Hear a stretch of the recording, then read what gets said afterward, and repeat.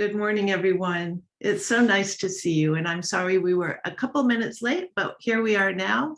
Little glitches happen, and that's how great art happens, with unexpected surprises. So welcome to our 2021 Splash Art, Poetry, and Photography Contest Awards. Thank you so much for being here today and for entering our contest and fundraiser. I'm Megan Isidore. I'm the director of River Otter Ecology Project. We support healthy watersheds for a healthier planet through research, community science, and education. We're a lot like river otters. We pack a whole lot into a little organization. We bite off more than we can chew, and we adapt and we persist. We're heading into our 10th anniversary next year, and I want to thank all of you who have supported us for our first 10 years from the bottom of my heart. And those of you who are supporting now, you're all supporting us by being in this contest. So thank you. Our project is based in Marin County on the unceded lands of the coastal Miwok, who have stewarded this land through generations. And we honor with gratitude the land itself, all of the ancestors, past, present, and emerging, and we thank them for their strength and resilience in protecting this land, and we aspire to uphold our responsibilities according to their example. And I would like to also thank our Splash sponsors who helped to make our work possible. Barry Deutsch, who does our logo and much of our designs for everything else, and has been just a wonderful supporter for the life of our project. Thank you, Barry. And we're grateful to Las Galinas Valley Sanitary District, to our own board of directors for supporting us, Mount View Sanitary District, Novato Sanitary District, all the water people, thank you so much for supporting us, Kathy Kent and John Dolensek, and Recology in Marin and Sonoma. We thank Jackie Jones, who's responsible for our fantastic website. She made it, she keeps it up. She is just a remarkable support to us in every way. And we thank the Odd Fellows of San Rafael. Thank you for your support. We thank Peter Bartow, who is a fantastic volunteer with us and a voice actor and has so many talents. Carlos Parada, an amazing nature photographer who's been supporting us for many years as well. Very dear supporters, Cece Herman and Diane Valenti, who are always there for us. And we thank David Weinsoff. And I think you'll hear the name Weinsoff maybe a little later in the show today. And we thank Oxbow Marina and Course Pirates Lair for their help. And last but not least, Jeff and Wendy Photography, who are just amazing wildlife photographers and have also helped us out for years. And now a quick bit of housekeeping. The man behind the curtain today is Terrence Carroll, our research director. He's going to take care of the chat, and he'll put appropriate links in as we go along. Some of you have sent in videos, which will play after your award. And some of you have not sent in videos, but if you'd like to speak after your award, please private message Terrence Carroll in the chat and let him know that you would like to make a little 1-minute speech after your award. And he'll make sure the note gets to the right judge to hold space for you. And now let me introduce our judges. Camille T. Dungy is the author of 4 collections of poetry, most recently Trophic Cascade, winner of the Colorado Book Award, and the essay collection Guidebook to Relative Strangers, Journeys into Race, Motherhood, and History, which is a finalist for the National Book Critics Circle Award. Camille has also edited anthologies, including Black Nature, 4 Centuries of African-American Nature Poetry, and From the Fish House, an anthology of poems that sing, rhyme, resound, syncopate, alliterate, and just plain sound great. A 2019 Guggenheim Fellow, she's received 2 NEA fellowships, 1 in poetry and 1 in prose, an American Book Award, 2 NAACP Image Award nominations, and 2 Hurston Wright Legacy Award nominations. Her poetry has really been published all over, and she is University Distinguished Professor at Colorado State University. I met Camille some years ago when I led a creek walk for one of the Geography of Hope conferences. She and her family joined in a really pleasant walk along Lagunitas Creek. And I remember leaving thinking that I'd met someone uncommonly curious, interested, and responsive to nature. And that led me to her poetry, which I love, not only because it just plain sounds great, but because Camille is a woman who knows where she is, where she's been, and she can bring us all along on that journey. So Camille, thank you so much for being here and supporting us. Our photography judge, Jamie Heimbusch, I met 10 years ago. And already at that time, she was an accomplished photographer and a wonderful writer and blogger. In fact, Jamie wrote our first outside article on our project, introducing us to the world through Mother Nature Network. Since then, I've watched her grow in great leaps, from writing and photographing to teaching, coaching, and bringing forth her own constellation of passion projects, including Conservation Storytelling Academy, Wild Idea Lab, and her Wild Vision Initiative. Not to mention all the little side projects she takes on. And when I say little, I mean pretty extensive looks into things like urban coyotes, detection dogs, and watershed sentinels. Jamie has been published also all over the place by National Geographic, Scholastic Books, Heyday Books, Outdoor Photographer, Audubon, Sierra, and National Wildlife magazines, Discovery Communications, and more. Jamie says about herself, "I'm a wildlife conservation photographer, naturalist, and instructor. I believe that each and every passionate nature photographer out there has it in them to craft visual stories that matter, that inspire smarter decision-making locally and globally. Sometimes you just need an outside nudge to get that seed of badassness to sprout and grow. I like to give those nudges." And we like you to give those nudges too, Jamie. Thank you very much for joining us. Next, our second photography judge, Jouko van der Kruisen, is among the first of the people I've been privileged to meet and work with through the River Otter Project. In our first year back in 2012, a river otter showed up in Sutro Baths in San Francisco. Jouko showed up too, day and night, photographing Sutro Sam, documenting his behavior and movements, and helping us figure out how to protect him from his adoring city crowds. Jouko let us know when people overwhelmed the area and that we needed to work with the Park Service to get barriers up and docents out there.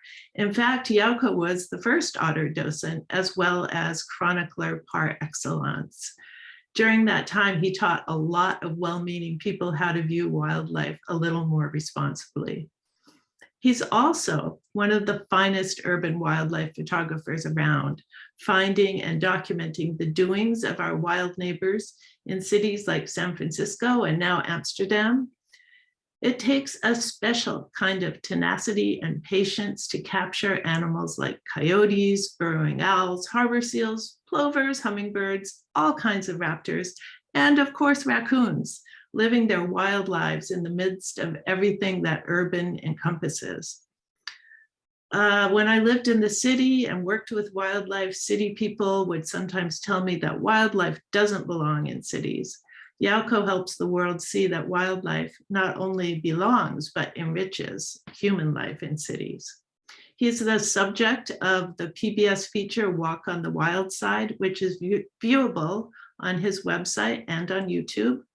One of my favorite things about Jouko is that he's willing to plant himself just about anywhere outdoors, and sure enough, wildlife comes within his camera range. Jouko's is a restful nature, one that wildlife seems to know to trust. Jouko, thank you so much for being here with us today. And that brings us to Jack Laws, who is our art judge this time. Jack, wow. I heard a lot about Jack before I ever met him. I thought, who is this guy who seems to do everything and be everywhere? To say he's an artist, naturalist, author, and educator is just the beginning, but it's a good beginning. He's published many books on nature journaling and teaching nature journaling. He's published pocket guides and hiking guides, even a gull guide. His website is a compendium of how to draw everything: birds, mammals, plants, parts of birds, mammals, plants, how animals move. There are literally hundreds of episodes. It makes me want to spend all my time sketching.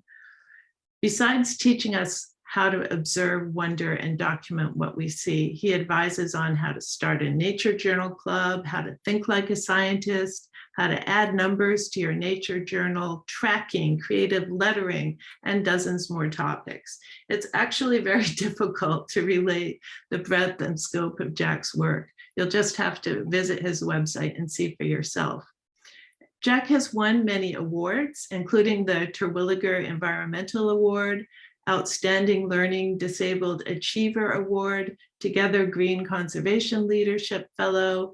He's been a TEDx presenter, and he received Bay Nature's Local Hero Award in Environmental Education.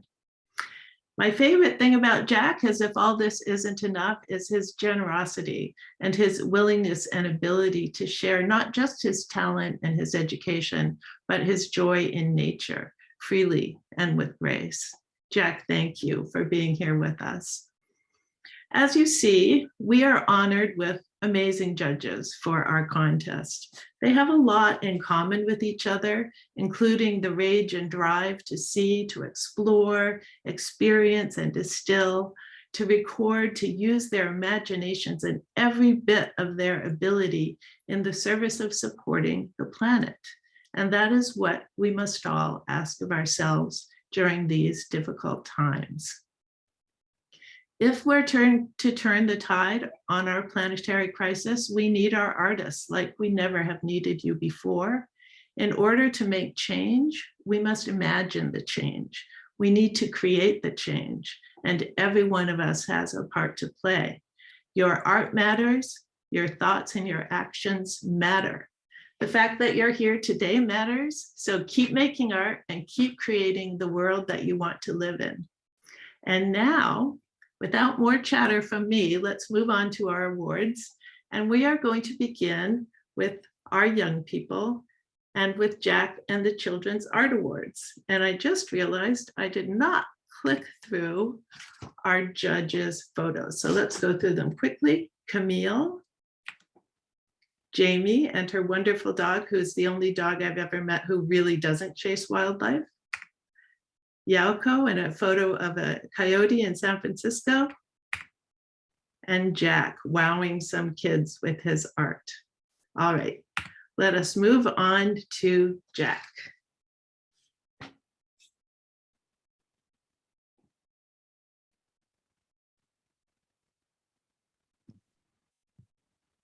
Hey there, everybody.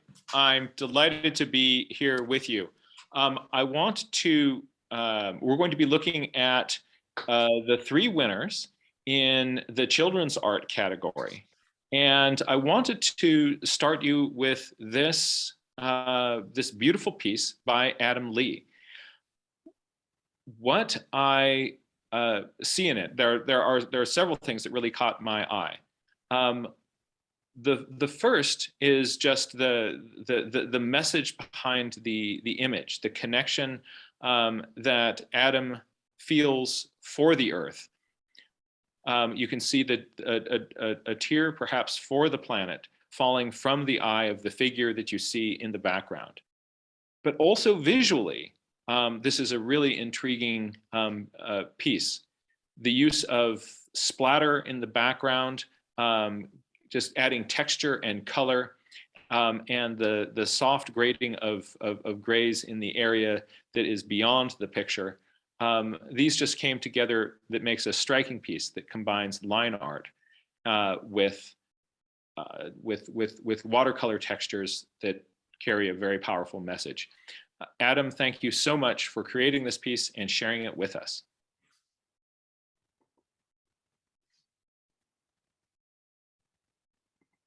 Hi, I'm Adam. I go to middle school in California. I made this piece to show my sadness about the water issues we face around the world. Water is the source of life, and all living things are affected by the misuse of water.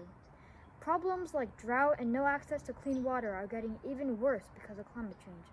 I hope everybody around the world can finally realize we have to change something to help save the earth.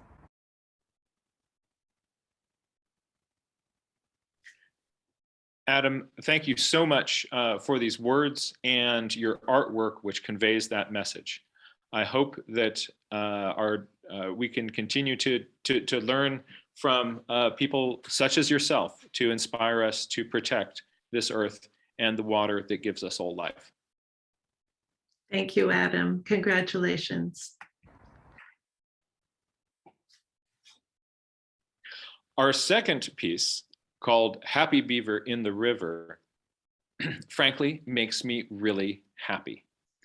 This painting is so filled with energy and joy that it inspired us. This is our second place winner. Congratulations to Henry Schell. Things that I want you to notice about this painting are the energetic brush strokes in the sky and the sea, and the use of line art combined with watercolor to pull the piece together. The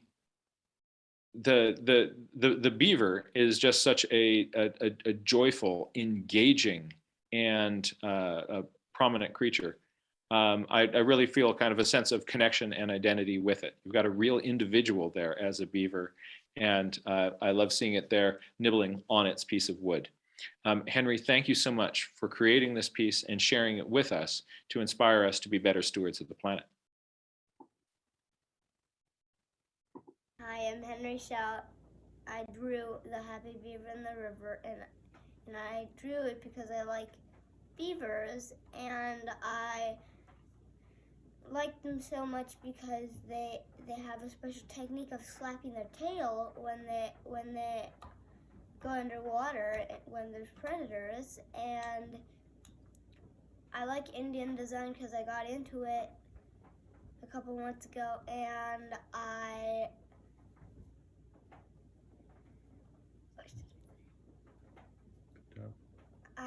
And thank you for being in contact. And thank you for accepting me one of the winners. Thank you, Henry. That was wonderful. Wonderful video too. Our first place winner for the children's art category is by Alyssa DeVille. Here you can see an image of seal and fish spinning around in this gyre. The colors and patterns across these the artwork is beautiful, and also the connection between the water and the animals that live in it, the relationships between those. We really get a strong sense of this. This is graphically a beautiful piece, and just conveys the message really strongly about the importance of water for all of us. The name of it as well, The Ocean in Us, is provocative. We see the water in these different organisms, and that also makes us reflect on the ocean's connection to ourselves. Alyssa, beautiful piece, and congratulations on the first place for our contest for the category of children's art, Alyssa DeVille. Congratulations, Alyssa. I think Alyssa is not with us today and has not sent a video, but I send you all of our great congratulations for a beautiful art piece. And we are moving on now over to Camille Dungy and the Children's Art Awards. I mean, Children's Poetry Awards, sorry. Children's poetry, but it's art. These are such wonderful pieces. I'll start here with Lucas, I think it's Peisert, Why Otters Are Great. The energy in this poem matches the playful otter energy that's described in the poem. And I love how the rhymes are working in this poem. They're hidden in surprising places, so that as a reader, I keep twisting and turning through the poem in much the same way that the otter seems to move through the water. This just makes this poem just such a delight to read. And thank you, Lucas, for this entry.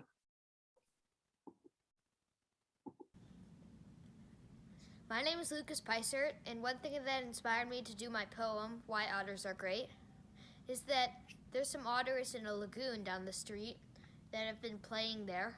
And also, I have a dog, and otters are playful just like dogs.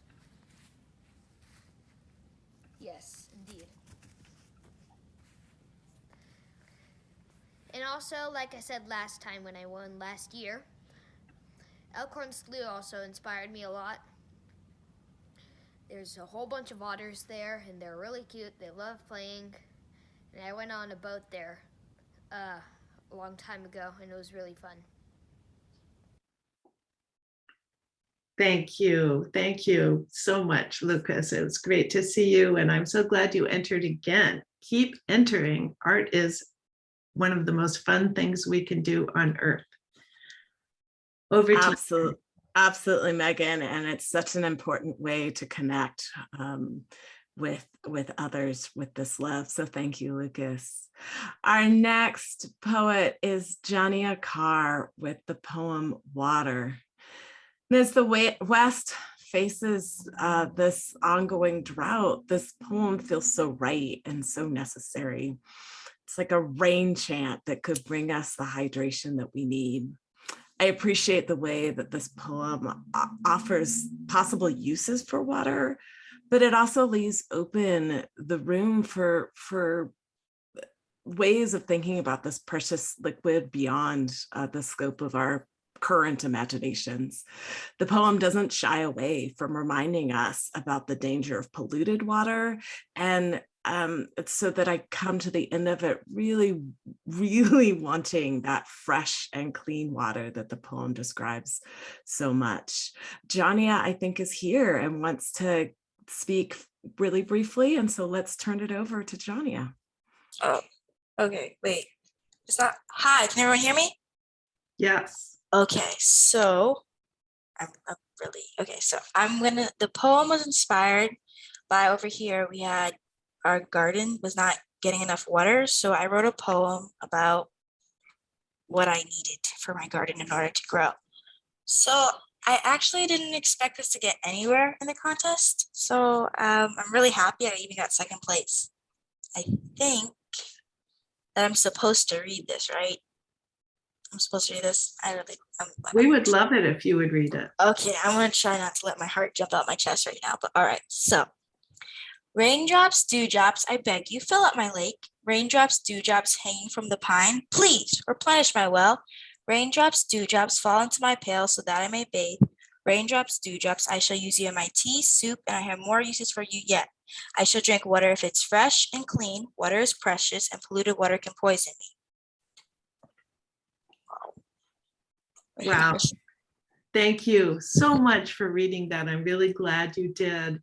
I'm always impressed by everyone who sends in and poetry and photographs and paintings, because we all put little pieces of ourselves into there, and it can be scary. So what you're doing is brave and it's wonderful. And I'm so glad you were here to read, Jania. Thank you. Thank you. I'm so glad that you chose to read all of this, that as Megan says, like the bravery of finding these things we care about and writing it and sharing our work. I really applaud everybody who participated, and Jania, thanks for hopping on. Yay. Our next poem I'll speak about is by Jaden Reed, and it's called Reflections. And I feel like these poems in this in this little couplets in this poem just sing. The repetition of the word late in the beginning of the poem pulls me in, and then the poem shifts and changes throughout so that I keep looking closer and closer to find what's gonna be revealed inside the poem. It's like a little mystery in just 12 lines, but it's not complicated. The language in this poem is clear and precise, and it creates a portrait of something, water, that's just undeniably beautiful in the process of its becoming both a poem and a portrait for me to read. So thank you so much, Jaden, for the reflections in this poem. Thank you, Jaden.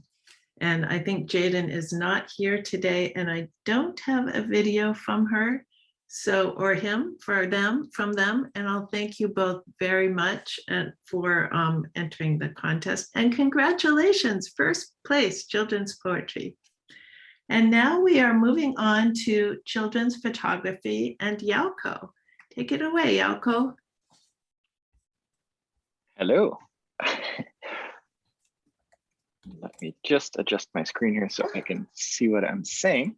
Thank you, Megan. Thank you for the kind introduction and for River Otter Ecology Project for existing and all the great work you do. And thank you for everyone who submitted their work, especially the photography, of course, because that's what I love to look at.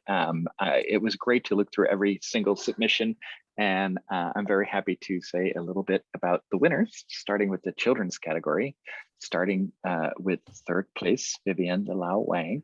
I really like this image because it's sort of mysterious. It's there's water, there are plants, there are trees and reflections on the water, and there's all these green spaces in the sun, but also dark places where creatures may be hiding. There could be frogs, there could be a kingfisher somewhere, there could be otters if you're really lucky. It's almost like the excitement of an unwrapped present. There's so much potential. This is like a place that I just want to sit at for a couple of hours and just listen and smell and see what may be living there. So it's great to see this sort of just a landscape shot that shows the excitement that that just a simple green spot, quiet spot with water can have. And yeah, I was very excited to see this spot. So congratulations on third place. Congratulations, Vivian. I'm not sure, I think Vivian just came in. I'm not sure if she would like to say anything. We'll give her a second. If you would like to say, note in the chat that you would like to say a couple of words to us, but don't worry if not, just sending in your photo was fantastic. So thank you so much. And we will move on to Ensley. Ensley, yeah. So this is the second place. So one thing photographers do is showing something from a different perspective.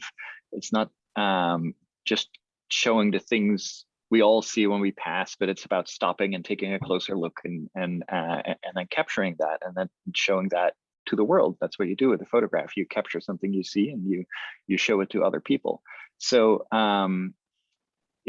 what Ensley did here is notice something and take some time to experience it, enjoy it, and capture it for all of us to see. And of course, it's also a great approach to the theme of water, because water can be so big. You have oceans, rivers, lakes, ponds, and then there's also those tiny little dewdrops that that you only see in the morning and that you might not notice if you don't get up on time. So it's really even though it's a sort of a static moment, it's also a fleeting moment. So it's something that is only there for a short time and then it's gone. Yeah, I just really appreciated that part of this image. Other than that, it looks beautiful as well. It's that it's just this tiny moment that was captured for all of us to see.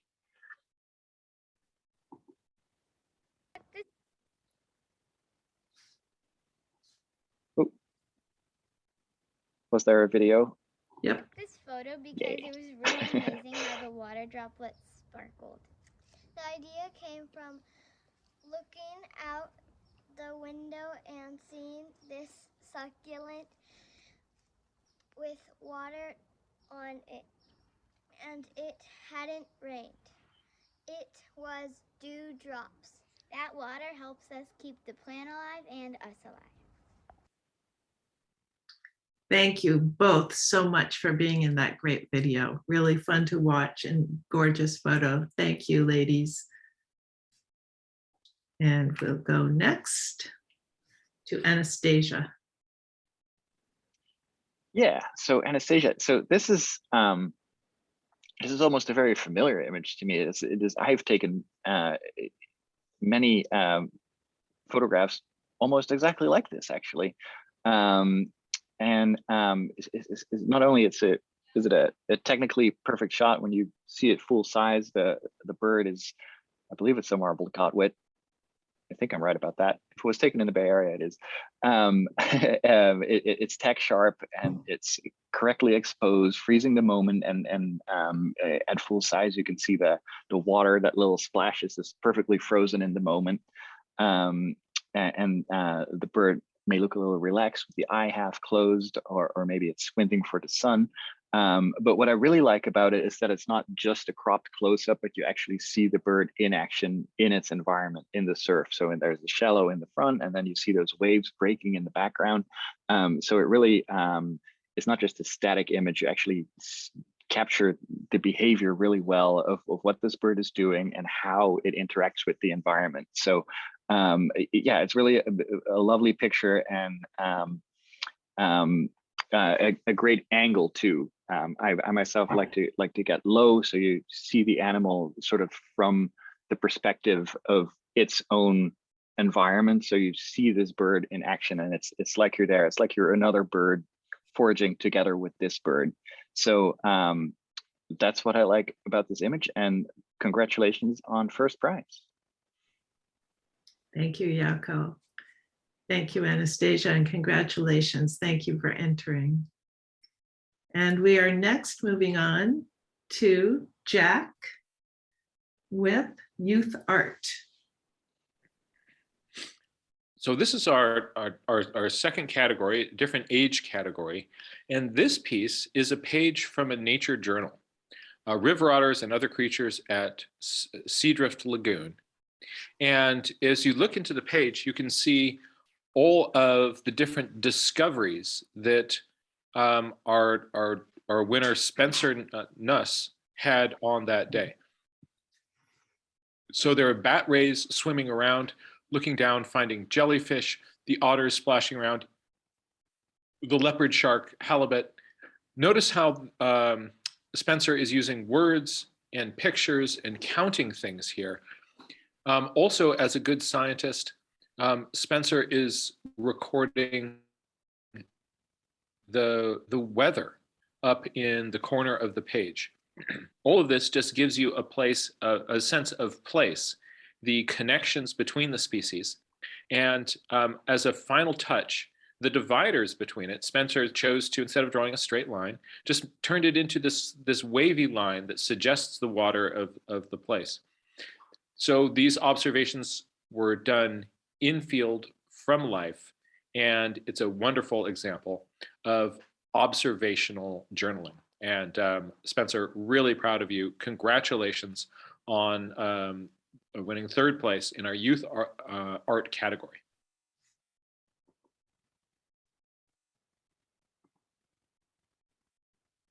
Tell us about your lagoon log. All right, so this is the lagoon log that I submitted to the River Otter art contest. This is one from March 1st, 2021. It has some bat rays, leopard shark, 3 river otters, a jellyfish, and a halibut, which are all creatures we see on this backyard lagoon in Stinson Beach, California on a daily or weekly basis. Some are seasonal. That is the one I submitted because I liked it, especially because it has river otters in it and worked with the contest. And then I want to show a few other of my lagoon log entries with some of my bird drawings. So right here we have the great egret flying from a fence to water. We have great egret now went from there to here, as indicated by the arrows. And it has its wings kind of fluffed up as it's getting settled. And then finally here it's resting in the pool in the shallow with its neck folded in. And then Let's see, right here we have a belted kingfisher on the fence, a great blue heron chasing a night heron with a fish, and another one on the fence. And then finally, back here, we have, there's a snowy eager on the pipe, which is just across the water over there. You can see it right now. And then finally, there's a cormor on the land over there, which we do not see too often, so I like to draw that as well. So, I wanted to show you those lagoon log entries, and I hope you like them. I loved them. Thank you so much for showing that to us, Spencer. Yeah, that is really inspiring, and sort of also getting a look into Spencer's journals. You're seeing that all of these observations, they're made real time from life, what you're seeing right out the door in the lagoon. That just trains us to be a naturalist and somebody who understands and can steward the wild places in which we live. Spencer, absolutely solid journaling, wonderful work, and really proud of you. Congratulations.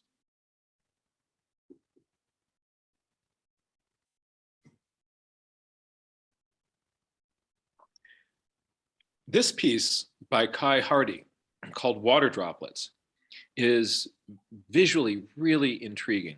You get the sense of kind of looking through a pane of glass with water droplets on the window. There's a diffuse drawing of what you can see beyond the window pane. And the water droplets that are on the glass next to you, notice how there is sharp contrast. How is it that, what did Kai do in order to give you the sense that you're looking at real water droplets? The contrast is really the key. I want folks to notice the way that Kai has put in really sort of dark, bold contrast and very bright highlights together. That contrast together really makes these feel like they're little water droplets on a pane of glass.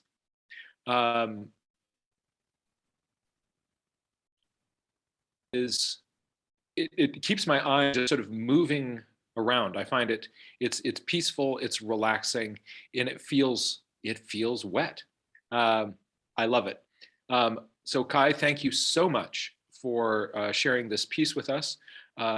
Second place, winner for the youth art category, Kai Hardy. Congratulations, Kai.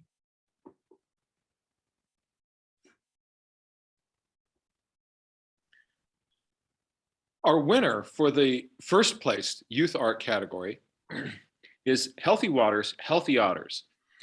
We've got two happy, healthy otters here against a setting sun or rising sun. We see birds in the sky. We see fish jumping around.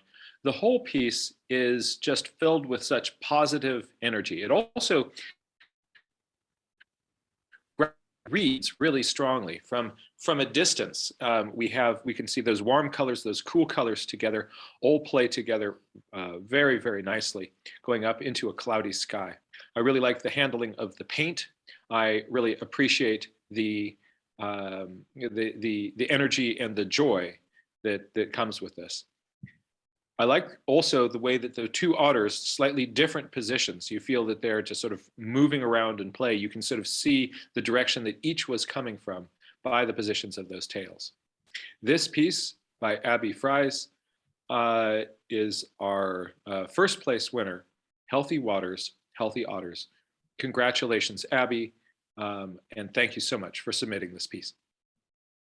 Congratulations, Abby. And I especially love that you called it Healthy Otters, Healthy Waters, Healthy Waters, Healthy Otters, because that's something we say all the time too. So thank you.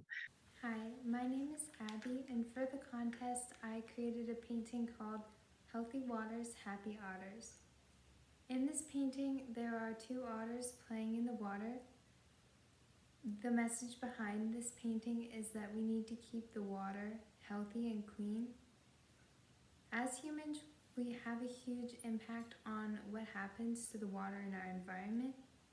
All living things need water in order to survive, so we have to keep waters healthy, otters can be happy, and all living things can survive. Thank you.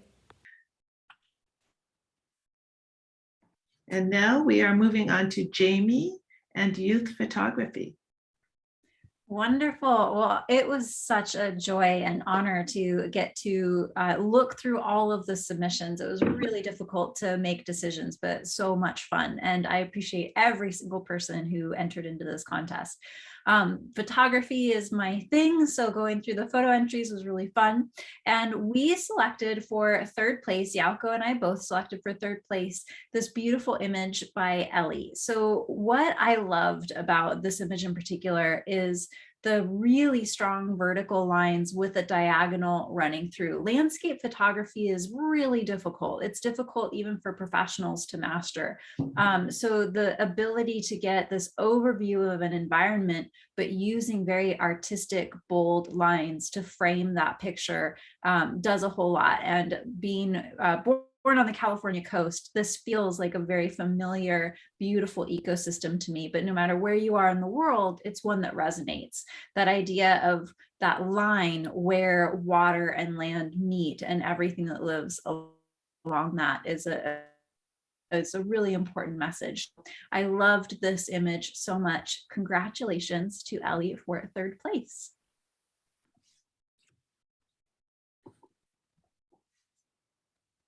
And for second place too. So we had a great set of images.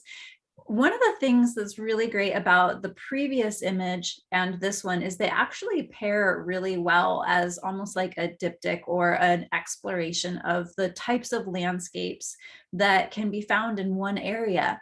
One of the messages, especially if you're a California resident or anywhere where there is a fairly arid ecosystem, is that feeling of how delicate your relationship with water is and how sometimes it can feel both critical but impermanent.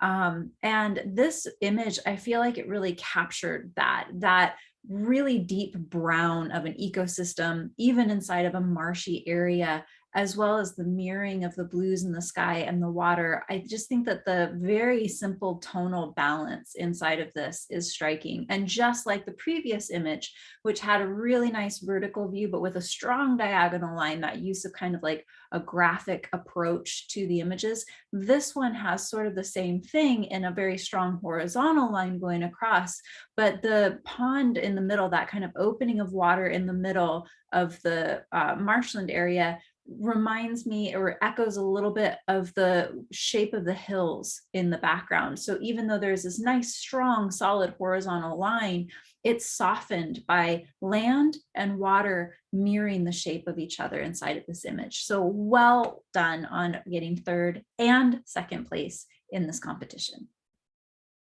Thank you, Jamie. And thank you so much, Ellie. Congratulations. I love both these images as well. Very different and very wonderful.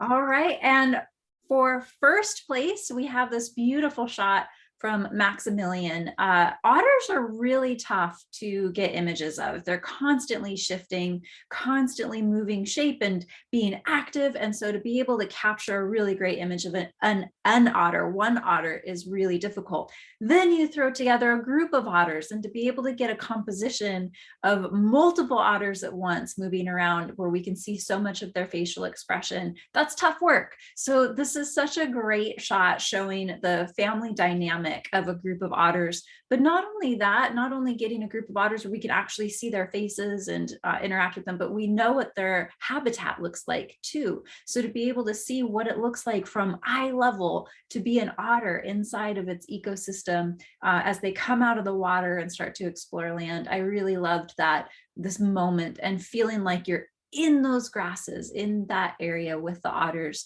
not looking down on them from, standing up, but really feeling like you're down at belly level with otters. It was such a great wildlife shot and really loved this image. So congratulations, Maximilian, for a tough shot of otters. Well done.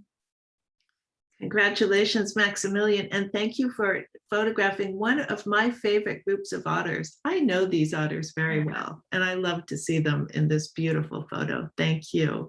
Maximilian wanted to say a few words. Great.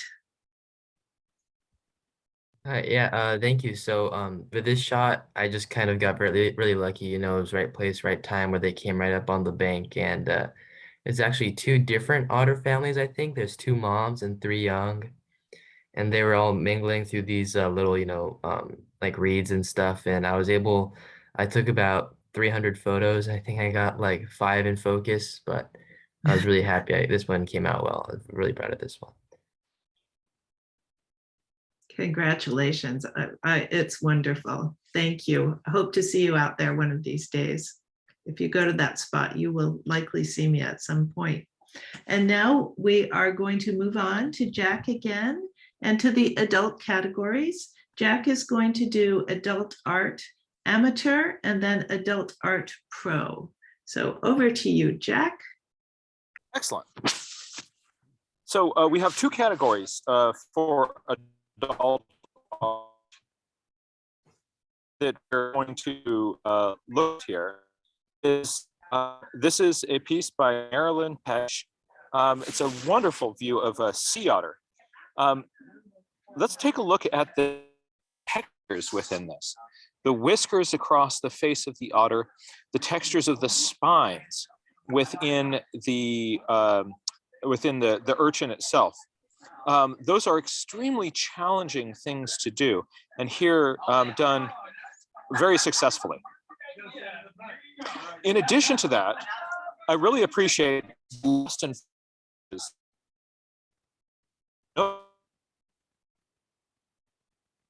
Jack, you're fading in and out a bit. Paper and other places, you're seeing the otter. I've been bounced from the room where I was, and I'm trying to find a place as close to the Wi-Fi hub as possible, but without too much noise from people. So I'm afraid I have not the ideal location.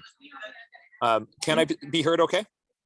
Yes, you're good now. We can hear some background noise, but as long as you speak loudly, we'll hear you. Okay, I will try to speak up.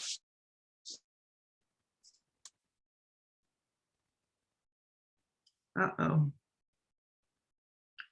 Jack, you've paused again.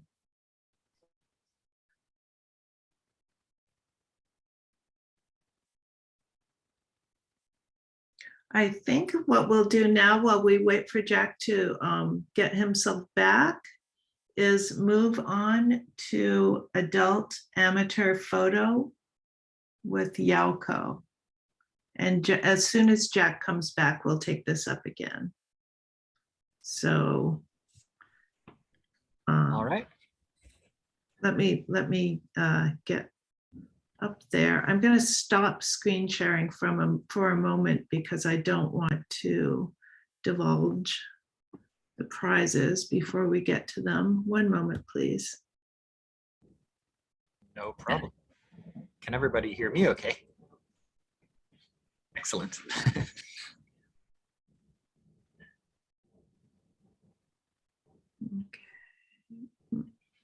feel like I should entertain. You should entertain us a little bit while I do this.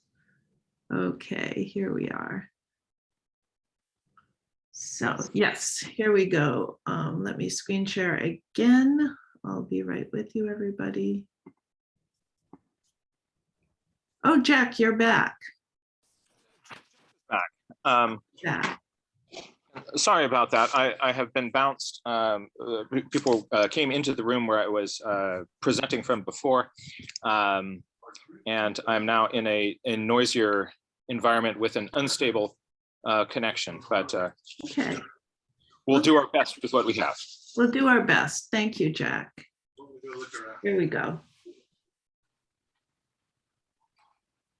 Were you able to hear my comments about this beautiful piece?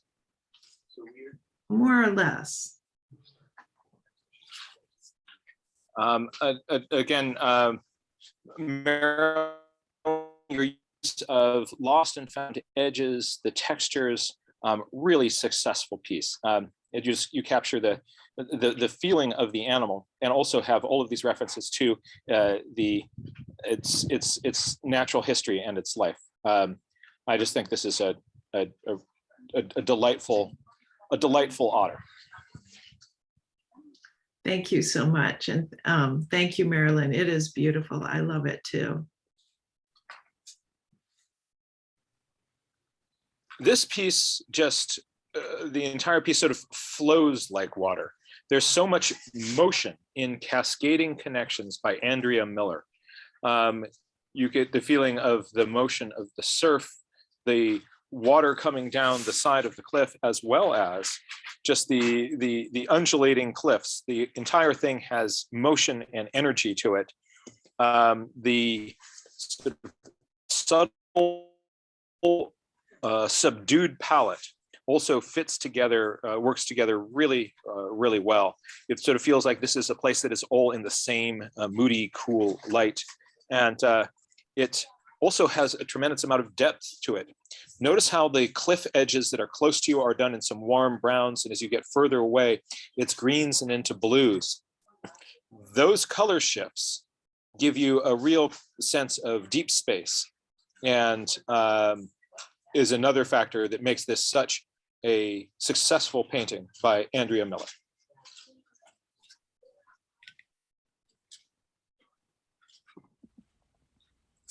Hi, my name is Andrea Miller, and Cascading Connections is inspired by Alamere Falls, one of the most beautiful and most magical places I've been, where I just remember when I'm there, oh, that I had this weird sort of amnesia of forgetting that I'm just so connected to nature, and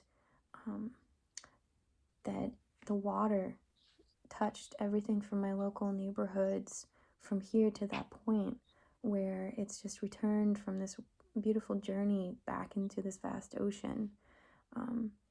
The paper that I used is Lokta paper, which is handmade and fibrous in nature. So it can be kind of difficult, both this and pastels, but it kind of gets me connecting more into nature again, and remembering just how rich that is. Thank you. Thank you, Andrea, and congratulations.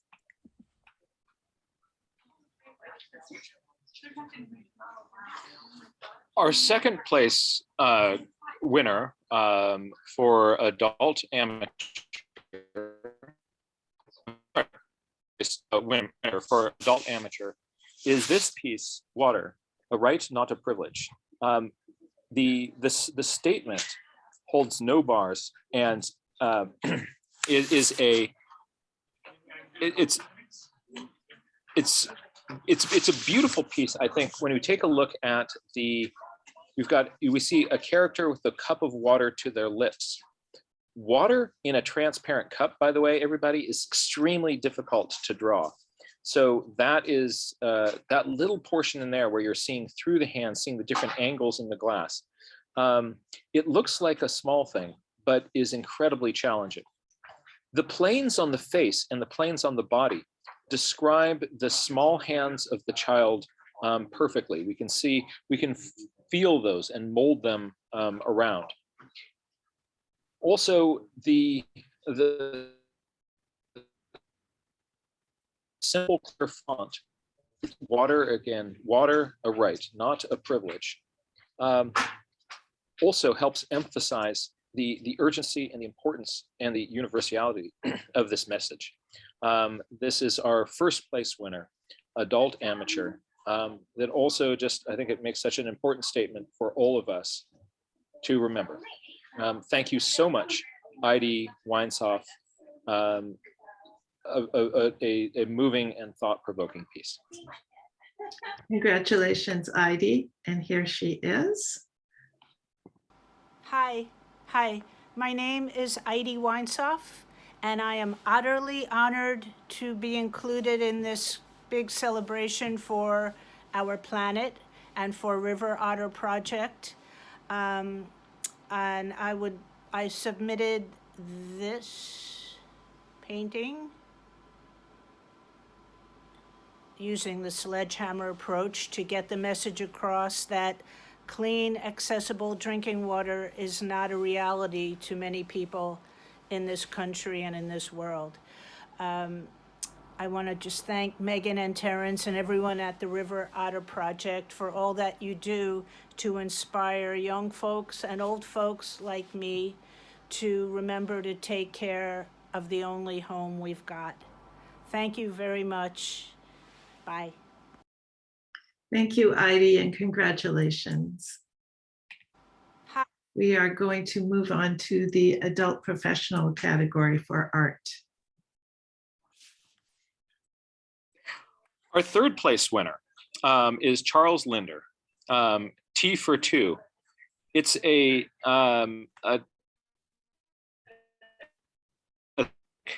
thickly applied, boldly applied, very, very graphic with contrasting colors, and is just delightfully energetic. I like seeing the brush strokes. I like seeing the directions of those. Part of the art in this is just, it sort of takes us into the sculpture of the brush strokes themselves. A lot of fun and just joyful. Congratulations, third place winner, Charles Linder. Thank you. Congratulations, Charles.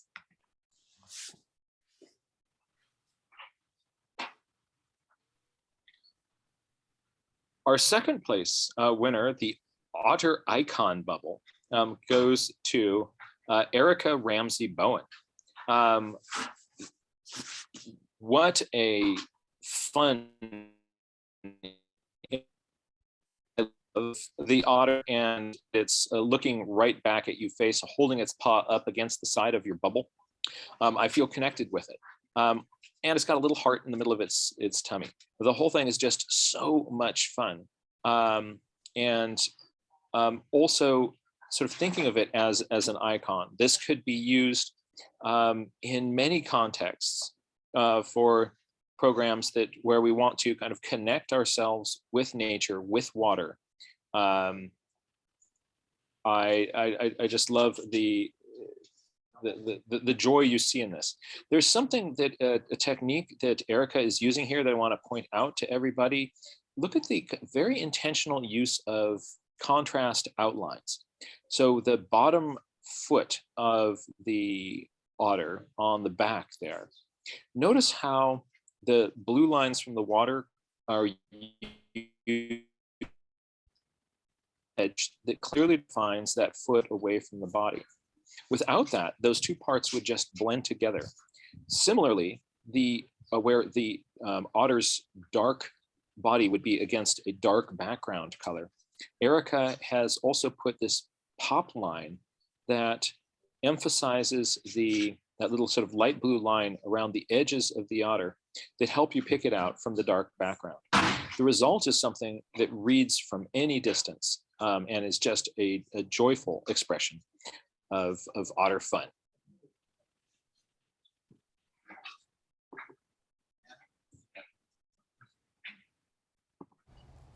Greetings from the Southern U.S. I'm Erica Ramsey Bowen. I'm an artist and illustrator residing in Atlanta, Georgia. It's an honor to be one of the finalists for the River Otter Ecology Project's Splash Art Entries for 2021. I fell in love with river otters and the role they play in ecology when I was researching the Atchafalaya Basin. And that's the setting for my little fairy book. And I found out that unfortunately, just like many of the wetlands, it is endangered. Many of the books that I illustrate for also carry big themes that are a bit meaty for small, tiny humans to digest, let alone adults. So when I draw something, when I illustrate, I always want to convey a message that has meaning but with humor, because my job as an illustrator is to educate and empower tiny humans. There is something that they can do. If there's one message that I've been forced to recognize during this pandemic, it's that we have one Earth, only one Earth, and we've got to take care of it. There's no replacement Earth. That's why this project is so important to me. Thank you so much. Erica, thank you so much for that incredibly inspiring message. We really appreciate it, and congratulations. Greetings. Beautiful work, and thank you for sharing that with this community. Our first place winner for our adult professional category comes from Catherine Deglatoni.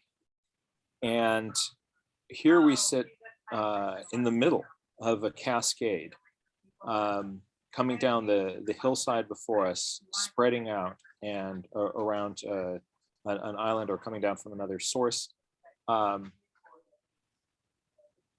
Look at the motion of the water. Now, painting a waterfall is an extremely difficult thing to do. The minute you get in there with your brush strokes and start adding lots of water lines on the water, your white waterfall starts to turn darker by the dark around it. So notice how Catherine has given you really strong contrast elements right around those bright parts of the waterfall. And that helps you really catch those edges. It's no accident that you're seeing those real darks next to those bright whites. That contrast pulls our eye in and plays there. And then in the areas in between, a beautiful connection, mix of wet and wet watercolor to give you a sense of lush overlapping vegetation. This is our first place winner for the adult professional category. Congratulations, Catherine. Congratulations, Kathy. And here is Kathy. Hi, I'm Kathy Galantoni, and I am one of the professional artists. I'm out on Mount Tam near the Cataract Trail, getting inspiration for many more paintings. It's great to be part of the River Otter ecology. I hope we see some today. Thank you. Thank you, Kathy. And thank you so much, Jack. We are going to move on now to adult photography with Yauko. Yes. Oh.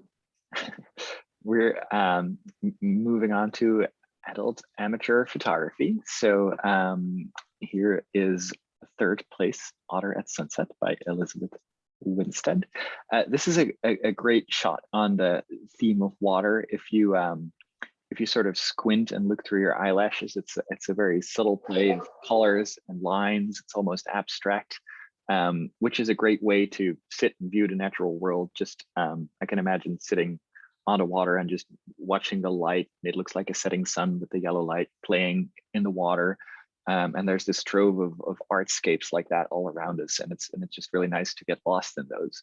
Now, of course, there's an otter in there too, which is the finishing touch. So it's almost like the otter is coming through and adding a few brush strokes to the composition and completing it. So it's like a piece of art that's created as a collaboration between the water and the sun and the photographer and the otter, and to capture that moment, yeah, it just looks it's a very nice piece of art.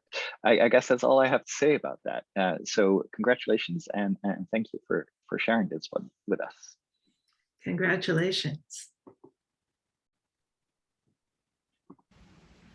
Hi, my name is Elizabeth Winstead. Thank you very much for this award.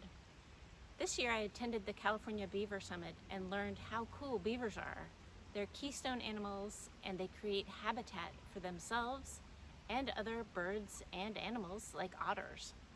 So I learned there were some beavers up in Fairfield, California, and I went to visit them at the golden hour near sunset and saw some of them as well as a family of 5 otters. And spending time with animals in their natural habitat is really thrilling when I'm surrounded by concrete in my normal world in Oakland.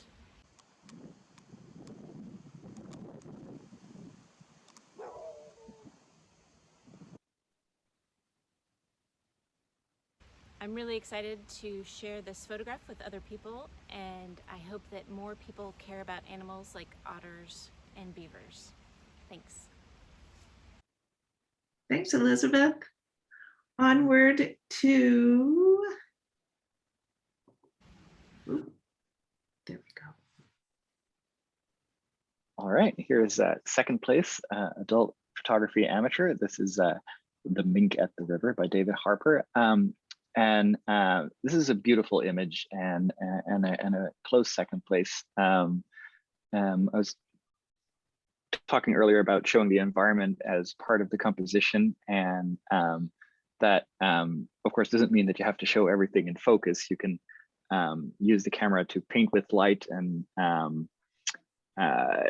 colors and composition, and I feel like all of those things come together here. So you've got this tack sharp, perfectly focused mink. You can see you can almost feel the fur. You sort of want to pet the mink. It looks very soft. And then you can imagine yourself enjoying the sun there as the mink is while you're looking at it. You can hear the sound of the water, and it makes me wish I lived where that mink is living right now. So you often think of a composition as sort of a two-dimensional thing, but when you play with focus like this, with the foreground and the background, it's really a three-dimensional composition here, where you have the blurred out green in front of the animal, and then you have sort of a blurred, it looks like it might be a purple flower in the background, and then the green rock contrasting with the gray diagonal line that the mink is resting on. And that all really comes together really nicely in this photograph. And then you have the sense of the river sort of flowing by on the left-hand side, which completes it, which is also the contrasting dark and light at play as well. So yeah, well done. Congratulations on winning second prize in this category. Congratulations, David. And then here we have first place, a surfacing otter by Karen James. So this is a great image to me, and I'm sure to Jamie as well, when we decided on this winner, because as Jamie said earlier, I think I can speak for both of us. We've taken lots of photos of river otters, and they're always on the move. They never sit still. They're a hard enough subject to take images of outside of the water. And so this one stands out to me as very unique, because I think it's something that people who see otters regularly sort of know and see. The otter is hunting underwater and blowing bubbles almost constantly. That's how you can keep track of them when they're underwater. You see the bubbles, you follow the bubbles, and then you get to anticipate with your lens ready when they're going to pop up and maybe get out of the water or stick their head out or eat a fish at the surface, so you can get that shot when they're out. But to capture the otter before it reaches the surface, when it's coming up, is a really hard thing to do, because you've got to deal with the reflection on the water that might block the otter visually, or your camera might focus on something else below or beside the otter. So this is a really hard shot to get, even though you know the otter is coming up. Getting everything right is a really hard thing to do. And then you get the added bonus of the sort of the facial expression that you get to read when you get the front view of the otter, which is also not something you see very often, especially not in the water. And then framed nicely by those bubbles and those diagonal lines of the weeds underwater, also showing the otter not too cropped, but in its environment of bubbles that follow the lines of that vegetation underwater. Is just, everything comes together in this one. And apart from the composition, it's just always compelling to have a unique, never before seen perspective on an animal that I get to see more often than others probably, but that is pretty obscure and you don't get to see very often. The general public doesn't. So this is a great image where everything comes together, and congratulations on first place. Thank you. Karen, thank you so much for entering this gorgeous photo. Did you have something you wanted to say? Perhaps Karen is not here. And we'll move on, and we'll thank you again, and congratulations. We're moving on to adult amateur poetry with Camille.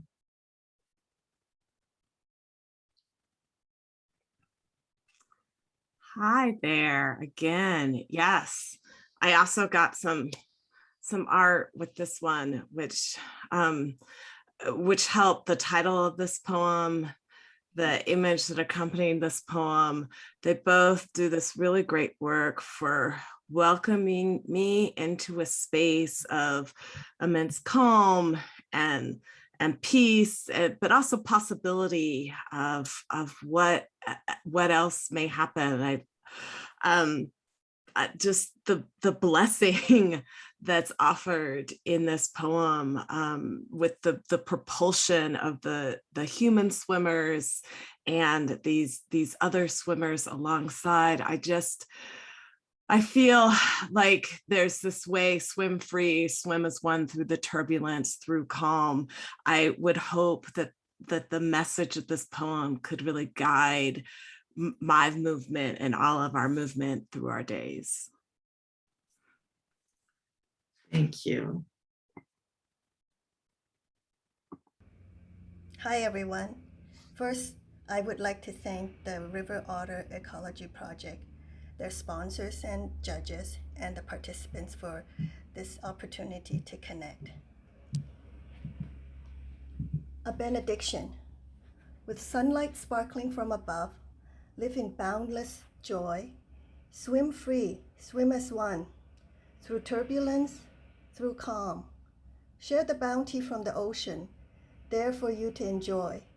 Feed each other, grow each other, protect each other, love each other. This poem was inspired by a blessing for a young couple who was starting their life together. The ocean is the life they will be navigating in. The image suggests how blessed we are to be in pristine water, swimming with playful dolphins amongst a lush kelp forest. I wish that for everyone. Thank you once again. Thank you so much, Joyce. What a beautiful benediction to send to a couple starting out in life. Hi. Thank you for that message. Our next poet is Jeff Boehm with the poem Standing at the Vernal Equinox. This poem grounds me in a sense of place, moving through the present to the past and then back again toward the future. I love the way that the poet has described the world, from the color of the hills to the size of the puddle, so that I can feel as if I am also on this walk, appreciating this miraculous and welcomed pool of spring rainwater. Congratulations, Jeff. Hi, everyone. I'm Jeff Boehm. I'm out at Fort Cronkite by the lagoon, and I'm thinking about patterns. I'm thinking about massive patterns like global warming. I'm thinking about patterns within patterns, like the spate of storms that we've had recently. Woke up last night to the creek down the hill from our house roaring, which was fantastic.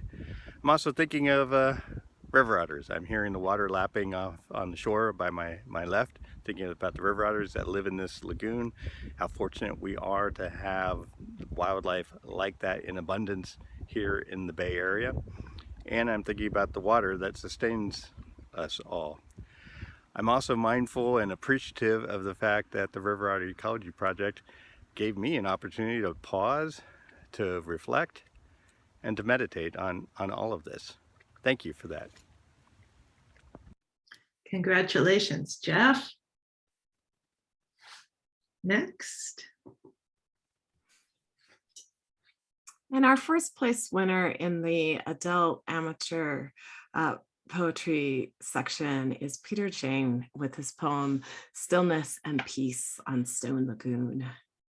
This is a spare poem that uses vivid imagery to give me a real sense of the animal that it describes. Nearly all my senses are involved as we stand near the Stone Lagoon and watch this unnamed otter in action. The poem's really also like sonically exciting, employing assonance and consonants and other internal rhymes to wrap a really cozy world of continuity around the otter. There's just so much that's alive and sparkling in this top poem. Thank you, Peter, for this entry.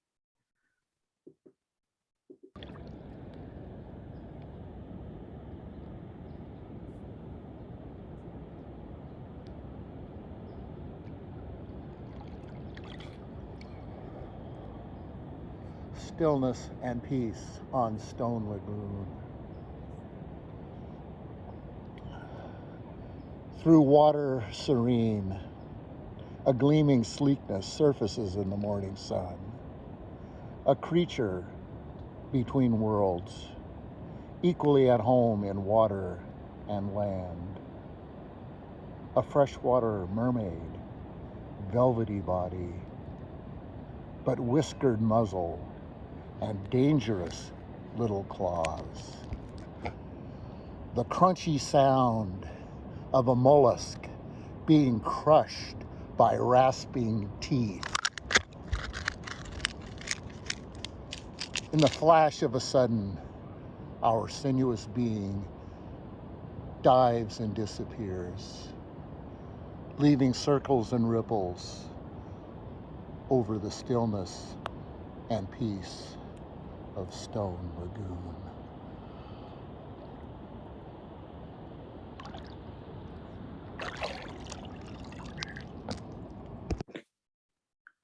Now that was great. We've never had anyone deliver his video from the water before. Really well done. Thank you. And congratulations, Peter. He made that water look really warm and cozy, but I feel like it's not, right? So that's one of the things that's so interesting about all of this art. Like all of these artists and poets are just making this seem like easy, but that water must be cold, right? It must be really hard work to look that calm and cool in it. So thank you, poets and artists, for your making things look smooth and simple. I know. It's one of the gifts, one of the many gifts that you give us, and we truly appreciate it. And Peter, congratulations on first prize for amateur adult poetry. And we're moving on now to Jamie again with adult professional photography prizes. Wonderful. Peter might have just gotten first prize for video, acceptance video as well. So for third place, we have this incredibly lovely image from Becky. And, going through the images was really difficult in trying to rank them because so many images are really equally strong, but in very different ways. This one I loved because, again, we have really beautiful use of lines and this kind of graphic feel to it. And yet at the same time, it's very soft and watercolory and very natural and organic. So that combination of the strong ripple, these strong lines vertically, as well as that swirl at the bottom next to what you would really think is like, oh, it's sort of the inspiration of Monet's lily pads. It's just a gorgeous image. But I think one of the things that I love most about it is you get a sense of environment, a watery environment, and then you get a sense of the feel for water. And they aren't conflicting. You're not being pulled in different directions. You have the ability to let your eyes scan around the photograph to be able to feel this sense of environment. And then as you move down into the ripples and get pulled into those lines, you get a sense of that feel of the water. And again, one of the things that is really important about photography and really in all visual art is that inside of a composition, you have a way for a viewer's eyes to move repeatedly around a scene so that eyes don't get necessarily, unless it's very purposefully done, your eyes don't get stuck in one spot, but instead they can roam around. And what I love about this image is it uses things that you wouldn't expect to all be inside of a single image and uses them to allow your eyes to move around. So you're pulled upward by these really soft lily pads and across because of the way that they arc at the top of the image. And then you're pulled right back down in that strong line, almost like a current in the water, down into that swirl of a ripple, and then back over to the left because that ripple pulls us back onto one of the leaves and then right back up. So we're pulled in this beautiful circle. Really lovely, beautifully composed image. Becky, well done and congratulations on third place. Congratulations, Becky. Hi friends at the River Otter Ecology Project. Just wanted to say thank you for your work protecting the environment and raising awareness. My name is Becky Jaffe and I'm happy to be a participant this year. And I create art that is really about provoking wonder, which is innate in us. And what could be more wonderful than water, truly? It is the solvent where all chemical reactions occur. And it is 60% of our bodies and 71% of the Earth's surface. And it's what astrobiologists are looking for when they're looking for life on other planets, is really water first, because it comes first and makes everything else possible. So truly wondrous. And I hope you feel some sense of wonder from this year's artwork. And just want to thank you all and wish you some wonderful rain that we're feeling now. Be well. Awesome. I love that Becky's video is done in rain. What a beautiful way to accept an award. Congratulations, Becky. Thank you. All right, so second place is this lovely image by Talia. Yauko and I both have talked about how difficult it is to get really solid shots of otters because they're just in constant motion. So the idea of getting like a well-composed image with otters, it's tough work. You definitely go through a whole lot of kind of quote unquote throwaway images before you get one that's like, yeah, nailed it. This one I think nails it in a whole lot of ways. One of which is the interaction between parent and pup, especially such a young pup. This is, I think, a really interesting, just natural history narrative. Secondly, the way that it's composed, we have this really interesting, almost triangle coming up from the baseline of the water, and then one otter coming up in a diagonal, wrapping over and back down. So we have, again, that circular view that's going on within this composition, which I think is really solid. I love the frozen action, those water droplets, a lifted paw, the sense that this is a very active moment. So there isn't anything restful. You get that sense of that otter movement constantly. So all in all, this is a really strong composition, really interesting natural history moment that I think not a lot of us get to witness very often. And one last thing that I really liked about this is how freshly out of the water the images or the otters are. So often we see them either, kind of scruffy and rolling around, they're half dry, half wet. But here you actually get to see on land how slick an otter looks underwater. So you get that feeling of that environment that they are so inherently part of, which I think is also a really interesting element of the composition. It's that pre-shake otter slick down coat that's really, really cool. So congratulations, Talia, on second place. Hi, my name is Talia Rose, and I live along the South Fork of the Eel River on the Humboldt-Mendocino County line. And every morning before work, I walk this river, and I take pictures of the wildlife that I see. I've seen fox and coyotes, bears, one time a mountain lion, that was incredible. But mostly I spend my mornings with the otters. We have quite a few otter families that come through, and I spend about 100 days a year with otters. There's some otters that I've known since they were pups that have identifying features, and so I've named them and I've followed them through the years. This summer the river was really super low, lower than we'd ever seen it, and choked with algae, and I wondered if the otters would even come back. Last year, we had no new pups for the first time in a decade, as long as I've been watching. So this year I wondered if they would come back, and they did. We had a mom with 3 pups, and Slick Little Otter was one of those 3 pups. It's actually been a great year for otter watching. And now we've gotten some rain. All these pictures today of the high river. The riverbed's been washed clean. The algae's gone at last. We've also had a comeback of minks lately, and I've gotten to see them come back from extinction. It's pretty magical. The river's looking much better.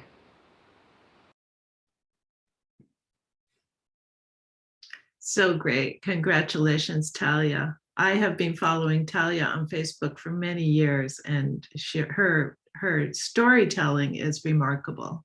Well worth taking a look.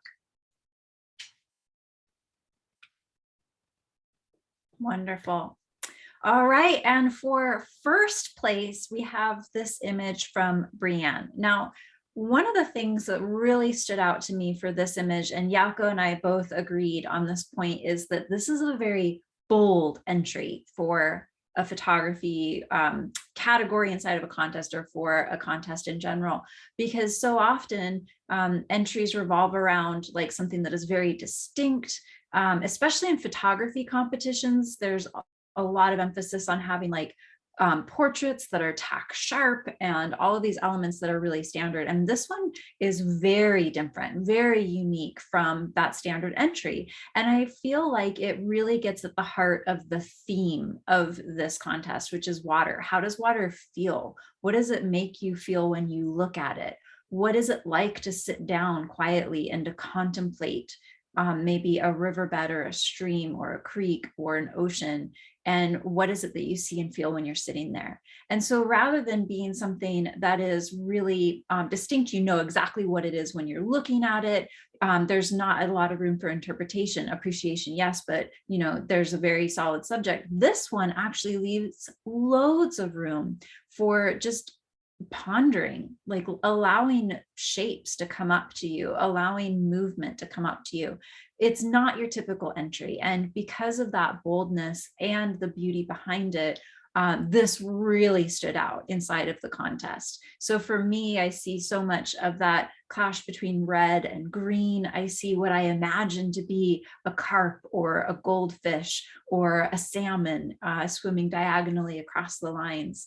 It's just a really solid standout entry, and one that I can see hanging on the wall of any home in large print, you know, on metal or something really, really beautiful. So Brianne, congratulations on first place, and props to you for submitting something that is so emotive and heartfelt inside of a competition. Thank you, and congratulations, Brianna. Hi, I'm Bree from Gainesville, Florida, and I was inspired to enter this contest because of my love for wildlife and the connection to water I found since moving to Gainesville. I saw my first otter in a spring system here, and then one of the first things I noticed about this city were all of the creek systems that were tucked around in such unassuming places within the city. So I took this photo at Alfred A. Ring Park, and this park is literally right behind an Elks Lodge and surrounded by neighborhoods. And it was just tucked away in such a spot that I'd never thought to go.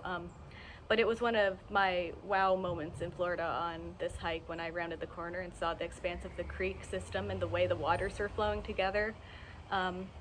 So it just really kind of struck me in a way, because it really segues into, you know, our connection and disconnection to our own drinking water, and how things could be right outside your own front door, and sometimes we just don't notice them. But when we do, it's pretty incredible. So yeah, thank you, and I loved seeing everyone's work, and that is all. Thank you, Bree. What a great video, and what a great message. That's a great message, especially I was really noticing the background because it's so Florida and it's so clearly not California. It's a great, it's a wonderful video, and congratulations again. We are moving on to Camille and our last category. And Camille is going to speak about our adult professional poetry. I am happy to speak about this. I'm really excited to talk about these three poems. This entry is from Catherine Montague. It's called Reflected in Water. And what drew me to this piece is the way that the poem gives a sense of the motion of water and of water's visual splendor as well. But the way that the poem uses repetition, and words come up here and then they come up again there, and in surprising places, but also with a kind of fluid consistency, feels like how water is. And so the reality of water is reflected in this poem. But then also Catherine finds a way to really allow me to see how water might look as well. So Catherine, congratulations on this entry.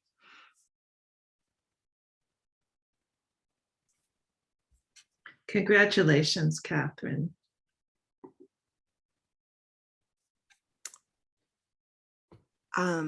Okay, if Catherine doesn't have something to say, does she? No. Okay.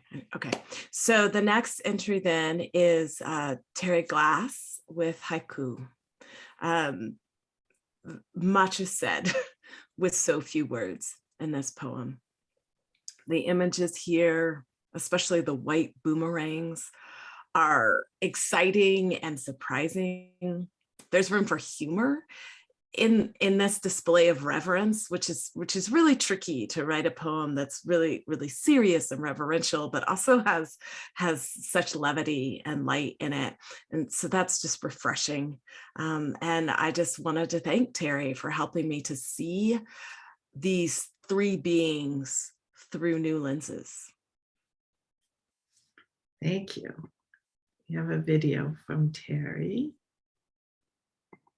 Hi, I'm Terry Glass, and I was once a biologist and later became a poet and writer. Often write the art form of haiku, which I truly love. And I'm very inspired by a place called Las Galinas Reservoir that's in San Rafael, California, that I've walked numerous times to observe the bird life and the wildlife that exists there. And there is such a variety of birds that land in 3 different ponds, but occasionally you do see a river otter. So this is my first haiku. It emerges, sleek as the waves it rolls with, river otter. Second haiku, like white boomerangs over the surface of the pond, forester turns fly. Last haiku, March pond ripples, like boats the ducks glide, a mallard moons me. Thank you. Thank you, Terry. I'm so glad you read those for us. Yeah, I know. I just smile. It's so delightful. Someone in the chat pointed out that mallard who moons you. All of these poets and their eyes, their attentive eyes, I really appreciate. Yeah. We'll move on to our final poem, which is by Sandy White. This poem is called Ecology Student Conducts Research for Her Thesis. And there is so much going on in this poem to really give it the heart and mind feeling and importance. The repetition in this poem works well to ground the rising anxiety and stakes of the poem.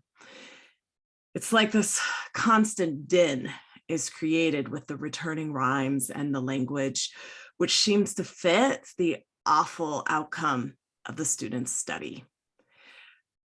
I love a poem that teaches me something, even as it does its work as a poet that makes me feel or just observe beauty, but that I can like find out scientific facts from a poem. I really appreciate the ability of a poem to convey the news we need. And this is a poem that really teaches me facts that I need to understand the world. Now I want to go around shushing myself and those around me as I move through space. Like we should all just bring down the decibels. The fact that the last stanza of this poem is shorter than the others is another thing that the poet technically does that brings this like surprising heartbreak more clearly focused to me. And so the action and the body of the techniques of the poem are so well coupled with the emotive and factual and intellectual quality of the poem. So there's so much going on here. Congratulations, Sandy, on a really well-written piece. Congratulations, Sandy. And I think she may be here to read the poem. Yes, I will. Hi. I chose the form of this poem. It's a medieval form called the triolet. It's French. And I took this form because what I was going to be writing about and the story I wanted to tell was in many ways so serious and so unspoken about, which is that sound from the pollution of our, as humans live, does travel underwater. And no one talks about that. So I wanted to take that subject, which is kind of woo-woo in a way, if you think about it, and couple it with something that was so ancient. And that created a balance for me. The triolet form at that time in medieval France was considered sort of light verse. And it had a very specific form of rhyme and also of line repetition. And you had to follow it. And I coupled that with an iambic rhythm because the iambic rhythm mimics the rhythm of the human heart. And it was a heartfelt message I wanted to convey. So here, I'll read it to you. The ecology student conducts research for her thesis. She plunged her microphone into the creek, recording sounds the salmon's ears might hear. The traffic sounds were noises she would seek. She plunged her microphone into the creek. The salmon run had thinned, becoming weak. The fish could hear through water, so she feared. She plunged her microphone into the creek, recording sounds the salmon's ears might hear. The motorcycle club was on a ride. The choppers rode into the open air along the country road that ran beside. The motorcycle club was on a ride. Their mufflers thrilled and rumbled, roared with pride. The decibels grew loud beyond compare. The motorcycle club was on a ride. The choppers rode into the open air. Her microphone then registered and found that resonations passed into the stream, that sonorescence traveled underground. Her microphone then registered and found sounds hurt the ears of all the fish around with tones so shrill that any fish might scream. Her microphone then registered and found that resonations passed into the stream. The salmon run had thinned, becoming weak. She plunged her microphone into the creek. The fish could hear through water, so she feared. The traffic sounds were noises she would seek.